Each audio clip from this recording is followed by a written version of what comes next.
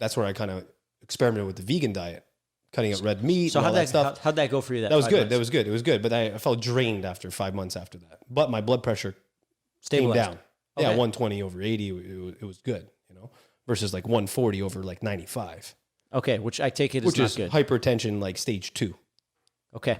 This is like, you know, you can have a heart attack. So when you were 20 and the doctor said they want to put you on blood pressure meds. Right. What's your reaction? Like, what do you do? Hell no.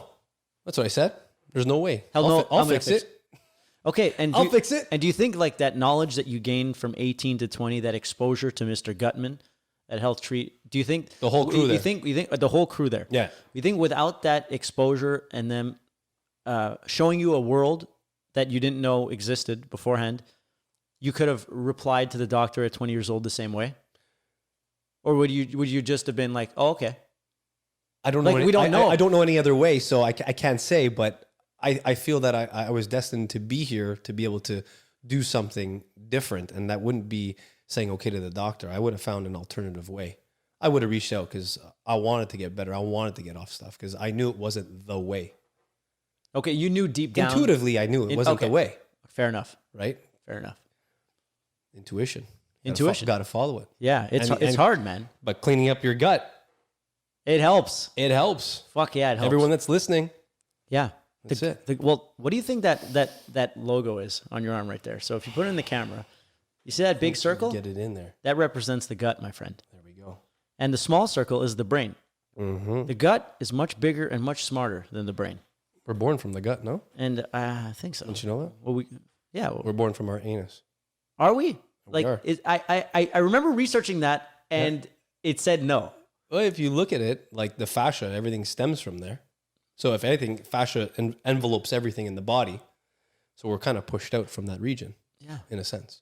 All right. Well, we don't. We'd have to research that. Research, but I remember saying it wasn't as clear cut because I was like, how cool is that if we're like born from our asshole? Like if we we start as an asshole and then everything just comes after. It's like you're an ass. I'm like, yeah. Yeah, we all are. We all are. But that's the idea of the whole time travel thing is that the gut and the brain, the way I understand it, I see the gut as the microbiome. I see it as the subconscious mind. I see it as everything that we can't see that exists and we don't understand.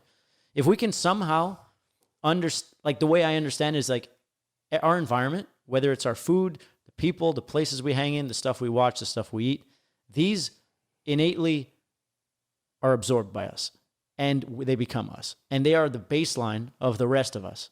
So unless we can, in our brain or with our discipline or whatever we want to do, think that we can cure it all with our brain. But if you can understand that we are just the product of everything around us, if we can adjust everything around us, then now the subconscious illusion is now doing our bidding instead of us being an autopilot doing its bidding. Totally. And essentially it's just autopilot. We want to get out of autopilot. Right. Sometimes I like to be an autopilot, but that's just my understanding. And it's fine. And it helps. It's fine to be in autopilot sometimes. But one that's almost according to your plan. 100%. Right? Not just the random autopilot that you were born into. No. Like you want to create your own, because fighting every day and discipline and using it like crazy. Like imagine you had to find a new place to train people or new people to train every single day. That would be a disaster. 100%. So the fact that you book things and you have all these clients and all this stuff is autopilot.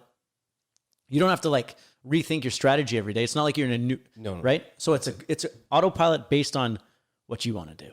Exactly. And so that's why, my friend, you're a time traveler. That's it. Because you're moving forward where you want to go, or at least where we think we want to go. I love that. And because there's also the idea of like, we got here in autopilot, right? Like 100%. You didn't plan asthma. No. I didn't plan playing hockey with you. We didn't plan any of this shit. And like you, I was heavily medicated as a kid. I had like scarlet fever. I had whooping cough. I was always sick, always on meds. Yes. Then Accutane, I'm pretty sure that blew up my fucking microbiome. Oh yeah. I don't know if like the fuckery of antibiotics in my microbiome made me like sweets a lot or like booze a lot. Mm-hmm.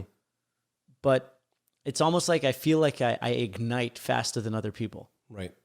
That's just... Well, it started, maybe for you, your own experience with it, maybe you started it started feeding you that, Like you needed to like give it something else, Like, come on, like what's next?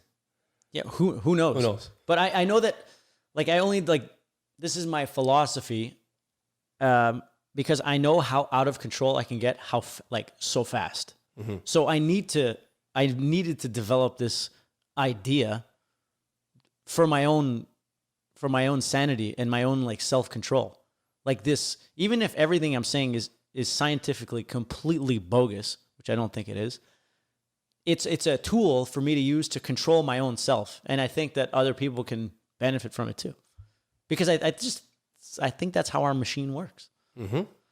And so take me back now. We're still on your healing gut journey. And let's talk about this. You had asthma. And nowhere in any asthma thing does the gut have anything to do with it in the science back in the day. Right? The doctor would never say, "Oh, you have asthma. Maybe you should regulate your gut and not here. Not here. Well, not here, right? Like yeah. Not in Montreal. Yeah. Not in, Well, I and just to like not backtrack, but sidetrack a sec.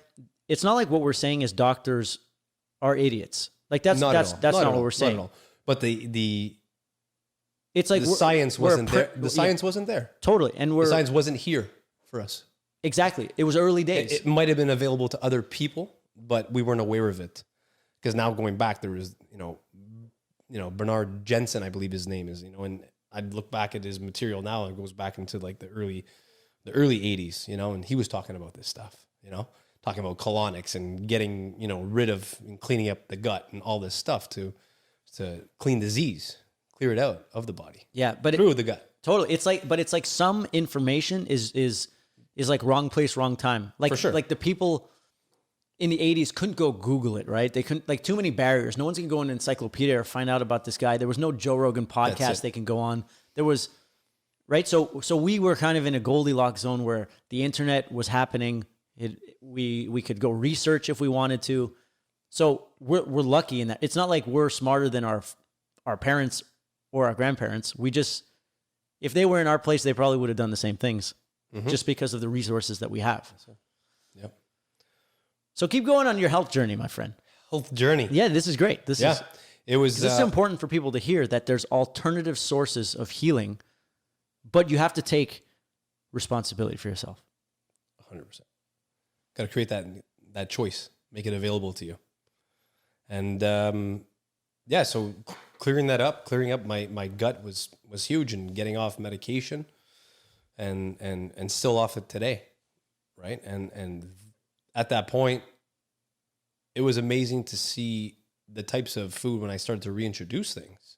Once I got, better, if I had dairy, if I had cheese, I had a glass of wine, I had this, I would have a flare up still. So it showed me what kind of foods I was sensitive to. Wow. So it was that instant. After, yeah. And so how was the process of like eliminating the singular and the pump? I don't know if you ever got rid of that, but I still have one, like just as a backup, and obviously it's probably expired by 2 years now. Yeah, but it only makes you stronger. And I'm like, yeah, I'll take it anyways if I have to. Fuck yeah. But like, what went through your mind the day you said, no more singular, I'm done?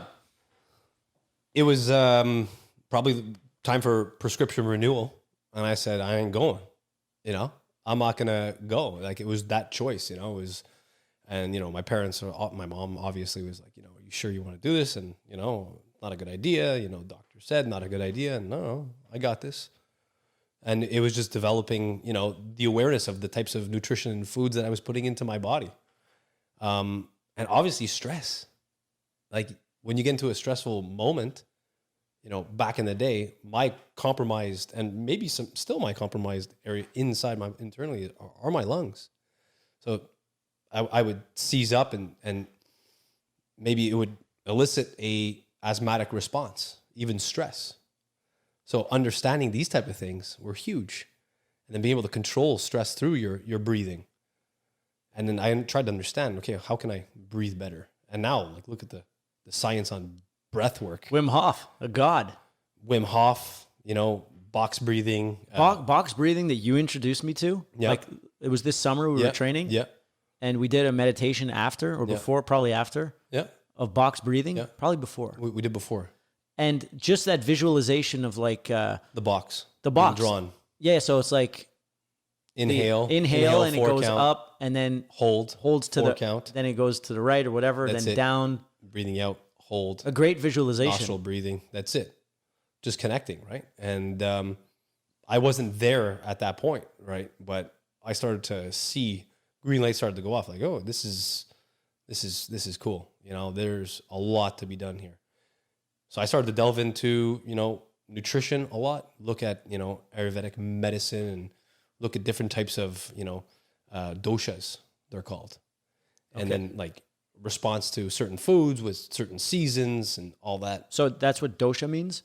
But you're like a type of dosha in Ayurvedic medicine. So What you're like a kapha, pitta, or a vata type. So I would be one of those.